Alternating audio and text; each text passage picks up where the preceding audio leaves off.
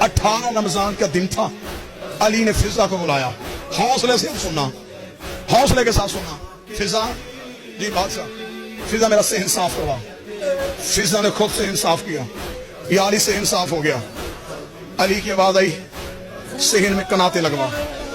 صحن میں 18 رمضان 40 ہجری, صحن میں کناتے لگ گئی. علی کی آواز آئی, میرے 18 کے 18 بیٹے بلا.